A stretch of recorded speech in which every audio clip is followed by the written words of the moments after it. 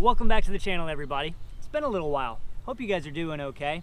Today, I want to talk about what I think is probably the most crucial part of my game and something that I think a lot of people neglect and they don't practice. Today, we're going to be talking about upshots.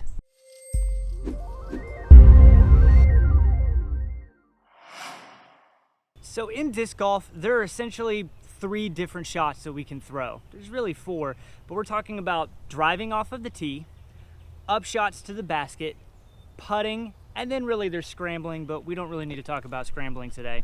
So in terms of practicing those things, everyone likes throwing drives. I think almost everyone can motivate themselves to go to a field and even do some field work throwing drives because honestly, that's the most fun. That's one of the reasons that we play is throwing those drives. The second thing that I think people will end up practicing is probably going to be putting. We all want to get better at our putting. So that leaves upshots kind of at that bottom of those 3 if we're just categorizing drives, upshots, and putting practice. So why don't we practice our upshots? Probably because it just doesn't seem as fun. So we're gonna try and fix that a little bit today. Now, since a throw-in is technically anything outside of circle 2, so that 60-foot range, I guess technically we could start upshots about right there, but I really like to classify my upshots from about 100 feet all the way out to about 200 feet. And that's gonna be the distance that I practice my upshots. That's going to be the most crucial distance. The reason I think it's so important that we practice our upshots is because if we can get consistent at that distance, that's going to help us get even closer to the basket. Now, I don't know about you guys, but I'm a very inconsistent putter. And I practice my putts a lot. I put in at least 3 to 4 days a week practicing my putting for a minimum of 30 minutes. And my putt is still just inconsistent. I attribute a lot of that to me still just being really new to disc golf. I don't have the time put in to develop that exact same repetition, to develop that really good muscle memory over time. So if my putting is inconsistent, how do I score well? I need to focus on my upshot game. Because I think we all know that the closer this is to the basket, the easier it is to get into the basket. That's just the game. And upshots are the way that we get this disc closer to the basket. I think we can all agree, especially as people that are newer to the sport, there is a big difference between a 10-foot putt and this 20-foot putt. Now, in terms of disc selection for your approach discs, it's again what you're comfortable with. Find what you're comfortable with at kind of that touchy range all the way out to about 200 feet. Now, once you've found a disc that you like, I do think it's nice to find things that you're comfortable throwing in different stabilities. For me personally, I have 4 approach discs that I use all of the time, and the stabilities are as follows. Glitch, understable to dead straight, really love it, probably not gonna forehand it, but you can backhand dead straight, turnover, or even hyzer, and it'll hold the line. Stepping up into some more stability is going to be my Axiom Proxy. This is just kind of like a beefier version of my Glitch. The rim's not as lid type, it's gonna feel more familiar to an Envy, and this thing is just, it's like an Envy that doesn't have as much hook to it. This will hold backhand turnover lines, hyzer lines, and it will hyzer flip if I give it enough power. But again, this is a point and shoot throwing putter for me. Stepping up to even more stable is my original soft neutron Envy. This thing still has a good amount of hook at the end, but not near as much as my Eclipse Envy, which is to be as expected.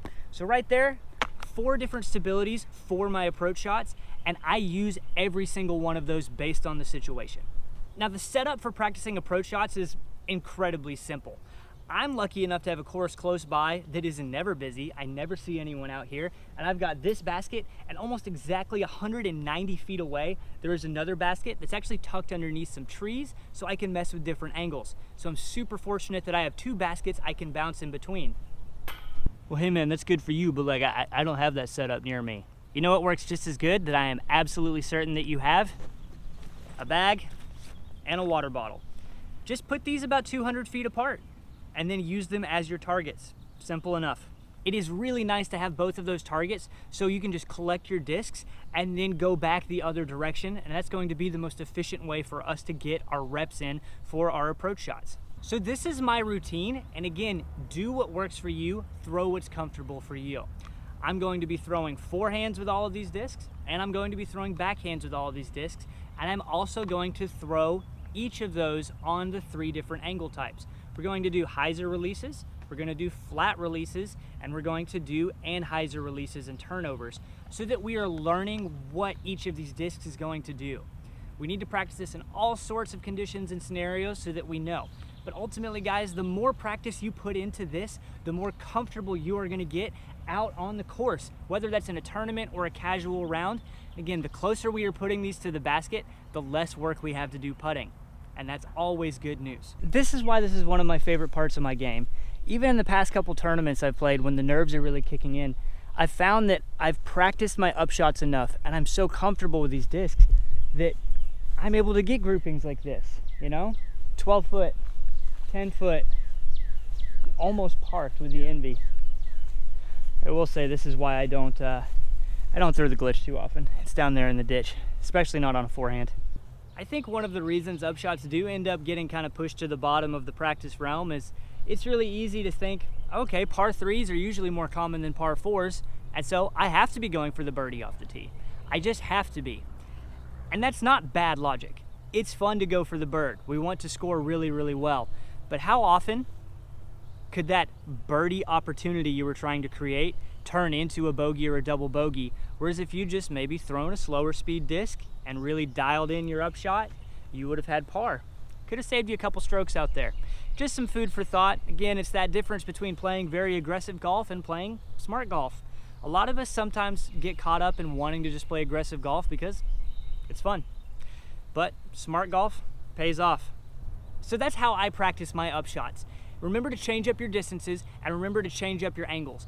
I do think it's important that you throw all of the same angles in a round. So if I've got my 4 discs and I'm going to throw all of them on hyzer, throw them all on hyzer so you can see the differences between each disc, and that will really help you hone in which discs you are most comfortable with and how they are going to perform. None of us would choose a circle's edge putt over a 10-foot putt. That's just how it goes. The difference between those two distances is how much you practice your upshot game and how well you know your approach discs. So go practice your drives, guys. Practice your putting. It's all important. But I really encourage you guys to please, please, please go practice your upshot game. And I think it will change your game dramatically, very quickly. And that's all I've got for you guys today. I hope you guys enjoyed this video. Let me know in the comments below what your favorite approach discs are. Let me know if you do practice your upshots. Let me know if you practice them in a different way than I practice them. I'm always looking to learn, and I always want to hear from the community what you guys are doing to improve your game.